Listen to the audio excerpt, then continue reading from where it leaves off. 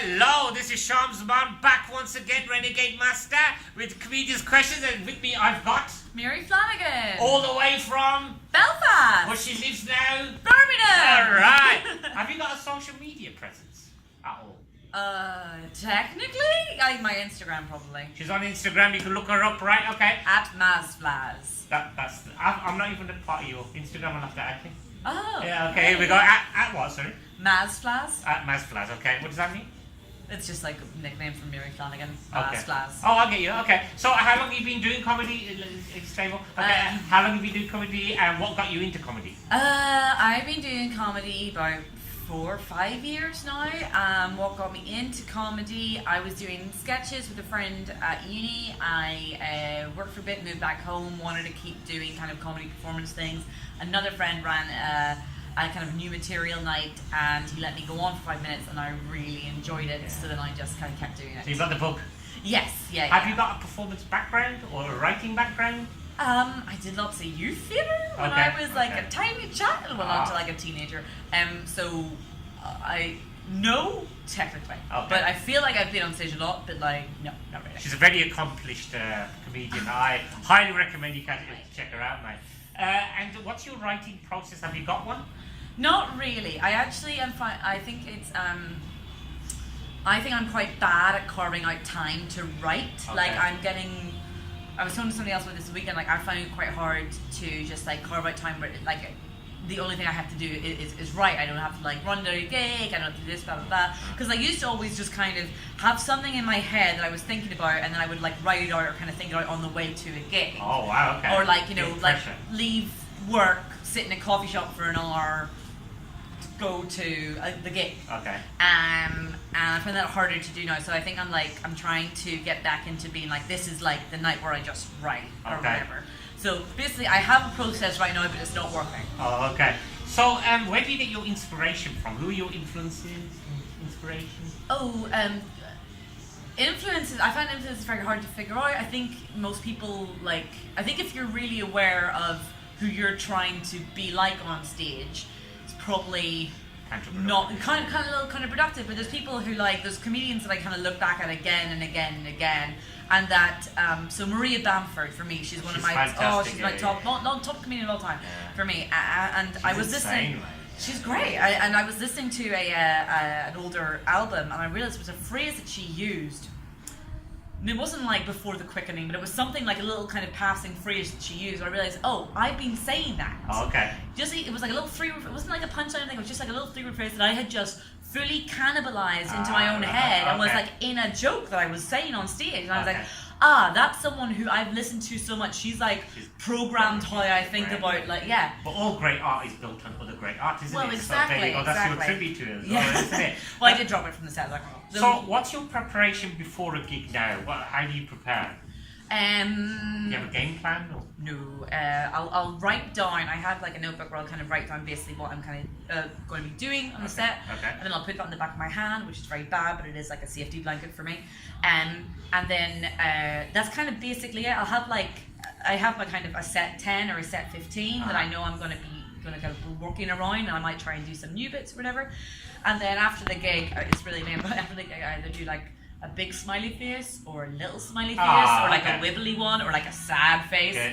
So and I'm trying if there's a new bit, I try and put a note beside it as to whether it worked or whether it didn't, or whether I chickened out and didn't do it. Okay. Which sometimes happens when you're doing new stuff, because occasionally you get in front of an audience, you go, nope. What would you say your style is like? What would you describe it as? I find that so hard to answer.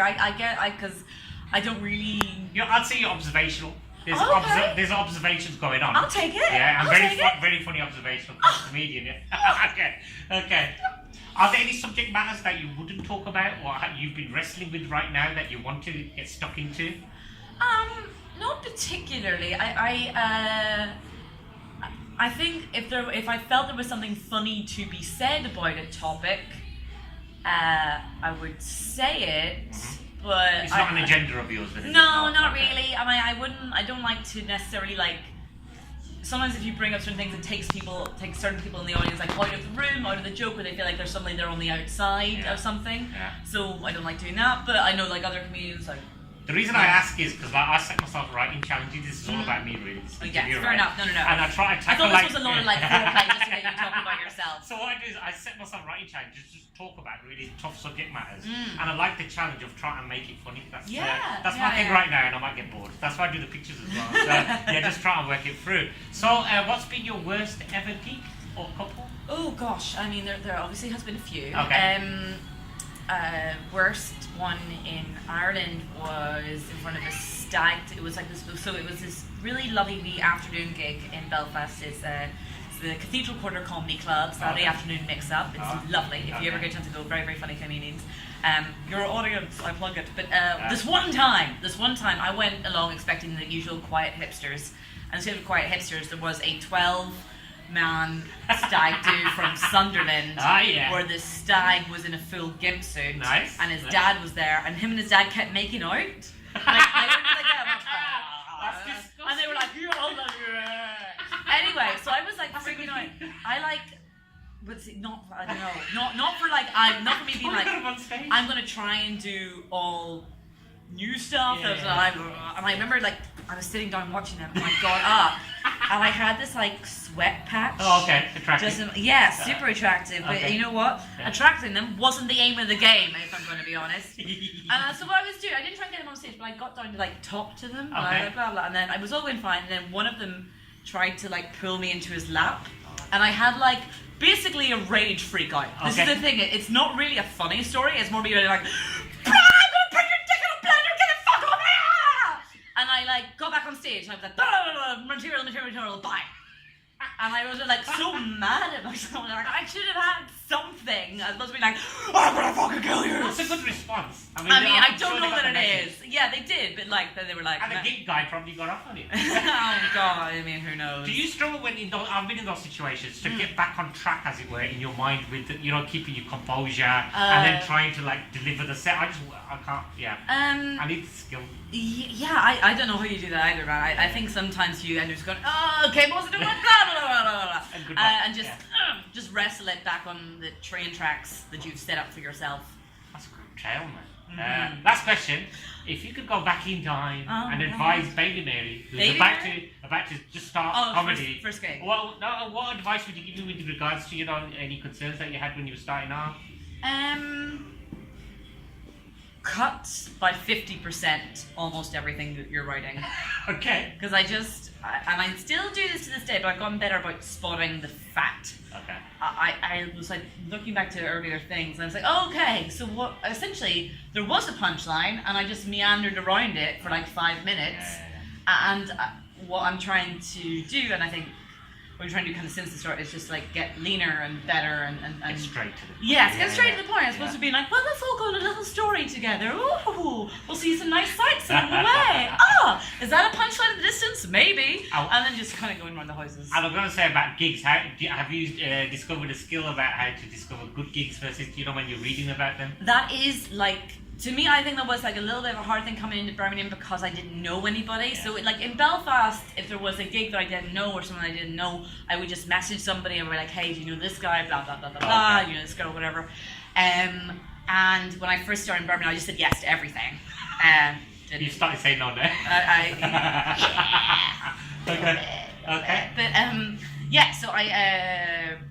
so that's just something that kind of comes, I think, when you build up connections. Right. Because the nice thing about the comedy scene is that if someone is shite, then everyone hears about it, which is like a bad thing and a good thing, but it just means that like people kind of we're a wee gossipy group, and everyone kind of knows what everyone else is up to and stuff, and so like you find out. It's always good to look after each other. That's the thing, it's supportive, it's supportive in a kind of fun, competitive way. I think that's and honestly, like I have really, really got on with everyone I met in Birmingham. It's really cool.